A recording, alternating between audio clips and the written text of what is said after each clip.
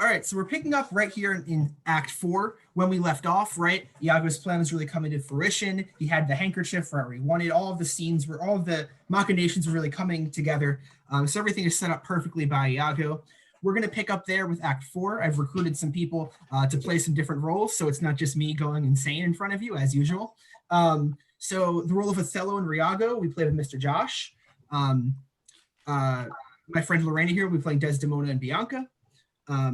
My dad will be playing the role of Ludvico, so he's a character we haven't met yet. He's going to come in. He's a representative of the Duke, so he has a lot of authority. He speaks for the Duke, so he has a lot of power in this situation. And then my sister will be playing the role of Cassio. Of course, we've met Cassio. We know Cassio is in some deep trouble right now, what with all the things Iago has been doing.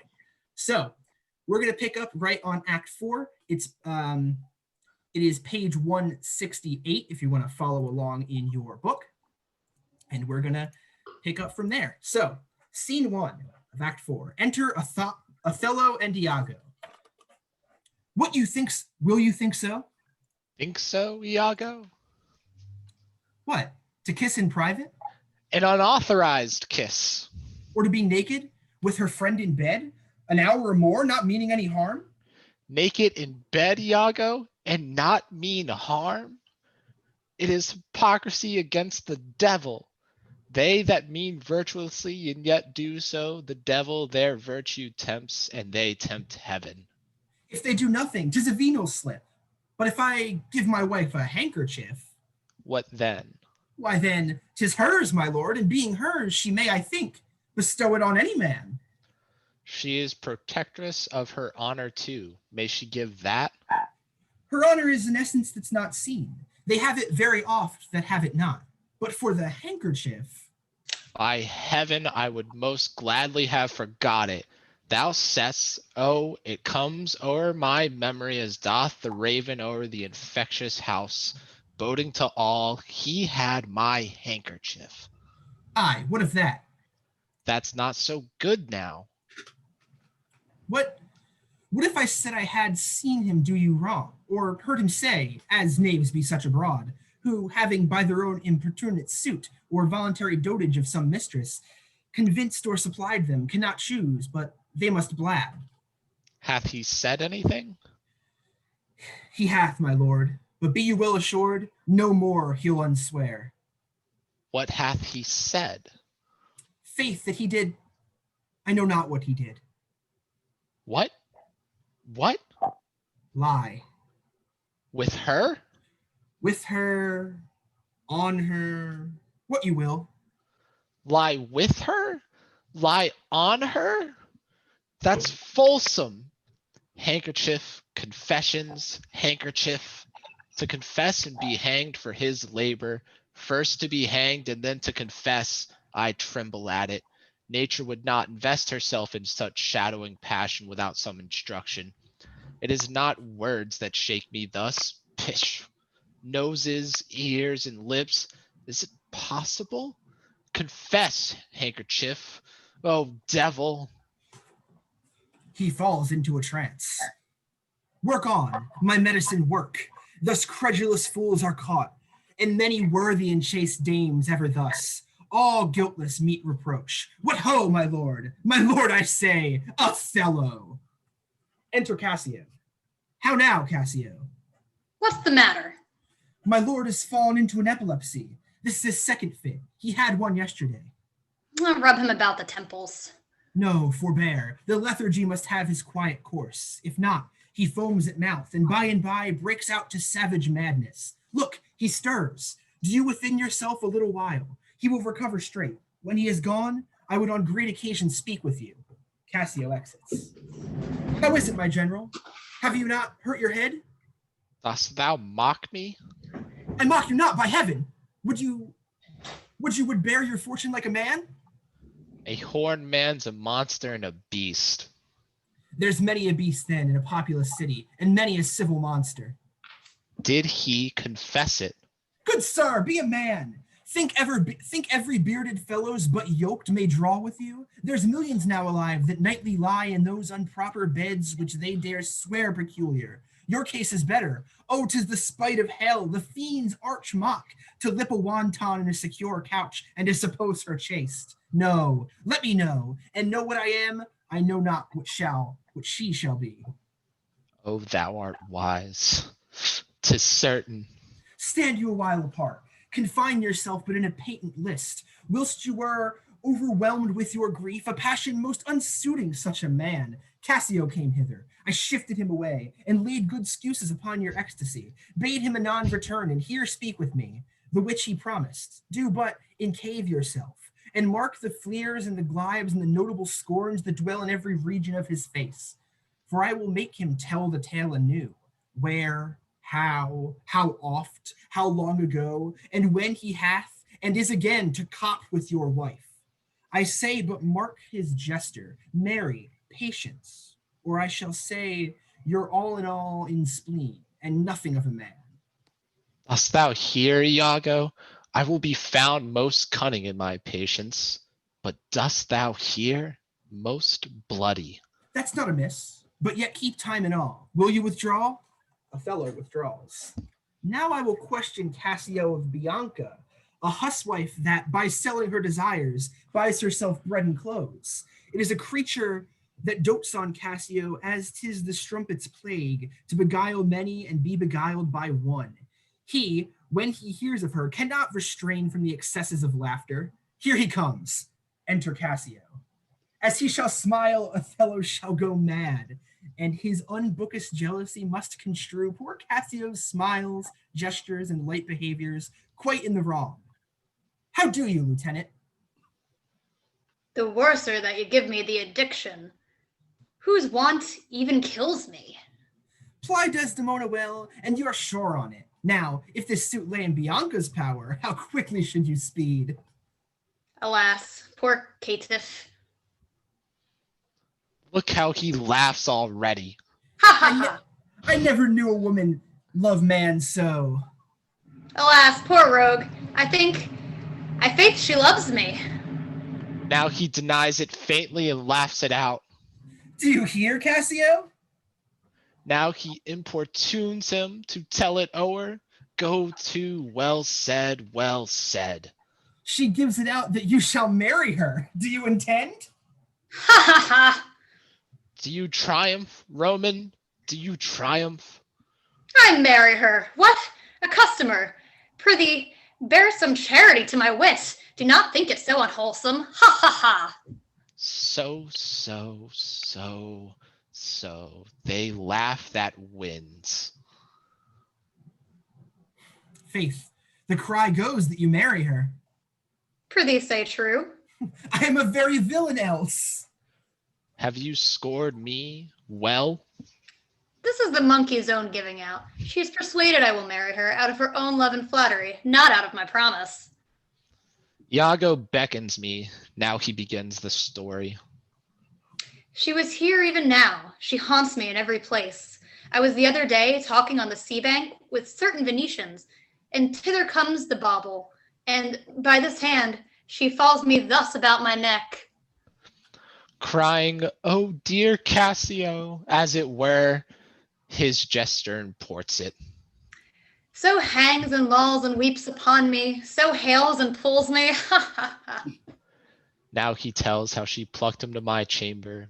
Oh, I see that nose of yours, but not that dog I shall throw it to. Well, I must leave her company. Before me, look where she comes. Enter Bianca. 'Tis such another fit chew, merry perfumed one. What do you mean by this haunting of me?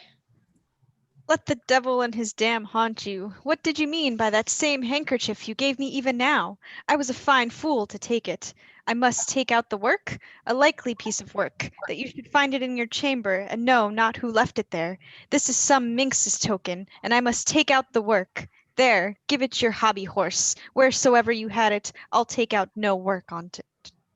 How now, my sweet Bianca? How now? How now? By heaven, that should be my handkerchief.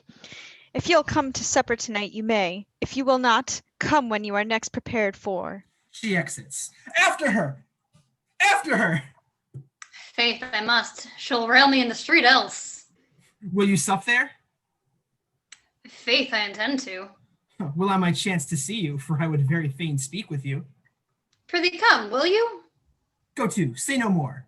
Cassio exits. Othello coming forward. How shall I murder him, Iago? Did you perceive how he laughed at his vice? Oh, Iago! And did you see the handkerchief? Was that mine?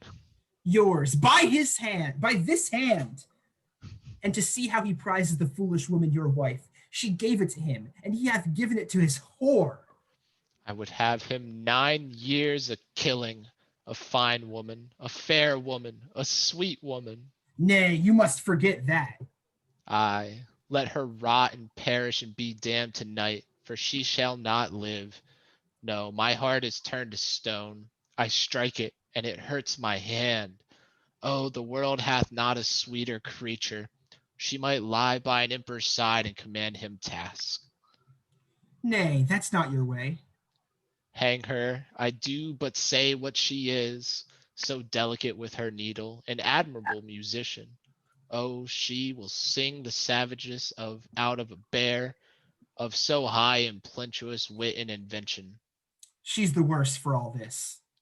Oh, 1,000 times, and thence of so gentle a condition. Aye, too gentle. Nay, that's certain, but yet the pity of it. Iago, oh Iago, the pity of it, Iago. If you are so fond of her iniquity, give her patent to offend, for if it touch not you, it comes near nobody. Will chop her into messes. Cuckold me Oh, 'tis foul in her. with mine officer. That's fouler. Get me some poison, Iago, this night. I'll not expostulate with her lest her body and beauty unprovide my mind again.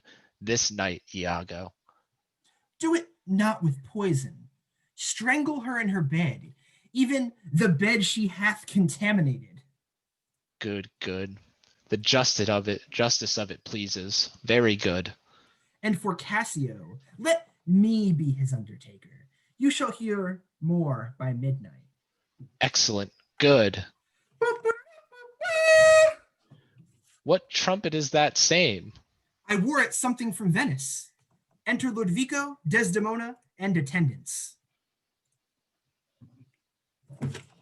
'Tis Ludvico. This comes from the Duke. See, your wife's with him. God save you, worthy general. With all my heart, sir. The Duke and the senators of Venice greet you. He hands Othello a paper. I kiss the instrument of their pleasures. What's the news, good cousin Lodovico? I am very glad to see you, Signor. Welcome to Cyprus. I thank you. How does Lieutenant Cassio? Lives, sir. Cousin, there's fallen between him and my lord an unkind breach, but you shall make all well. Are you sure of that? My lord? Othello reading. This fail you not to do as you will. He did not call. He's busy in the paper. Is there a division twixt my lord and Cassio? A most unhappy one. I would do much to tone them for the love I bear to Cassio. Fire and brimstone! My lord? Are you wise? What? Is he angry? Maybe the letter moved him, for, as I think, they do command him home, deputing Cassio in his government. By my troth, I am glad on't. Indeed, My lord? I am glad to see you mad. Why, sweet Othello, Striking her. Devil! I Why have the- not deserved this. My lord, this would not be believed in Venice, though I should swear I saw it. 'Tis very much. Make her amends. She weeps, and the hounds wail. Oh, devil, devil! If that the earth could teem with woman's tears, each drop she falls would prove a crocodile. Out of my sight. I will not stay to offend you. She begins to leave. Truly an obedient lady. I do beseech your lordship, call her back. Mistress, My lord? what would you with her, sir? Who? I, my lord? You did wish that I would make her turn. Sir, she can turn and yet go on and turn again. And she can weep, sir, weep. And she's obedient, as you say, obedient, very obedient. Proceed in your tears. Concerning this, sir, O well painted passion, I commanded home. Get you away. I'll send for you anon. Sir, I obey the mandate and will return to Venice. Hence, avaunt! Desdemona exits. Cassio shall have my place, and sir, tonight I do entreat that we may sup together. You are welcome, sir, to Cyprus, goats, and monkeys. He exits. Is this the noble Moor, whom our full senate call all insufficient? Is this the nature whom passion should not shake, whose solid virtue the shot of accident nor dart of chance could neither graze nor pierce? He is much changed. Are his wits safe? Is he not light of brain? He's that he is. I may not breathe my censure what he might be. If what he is not, I would to heaven he were. What? Strike his wife? Faith, that was not so well. Yet would I knew that stroke would prove the worst. Or did the letters work upon his blood and new create this fault? Alas, alas, it is not honesty in me to speak. What I have seen and known you shall observe him, and his own courses will denote him so that I may save my speech. But I go after, and mark how he continues. I am sorry that I am deceived in him. They exit. All right, that is the end of scene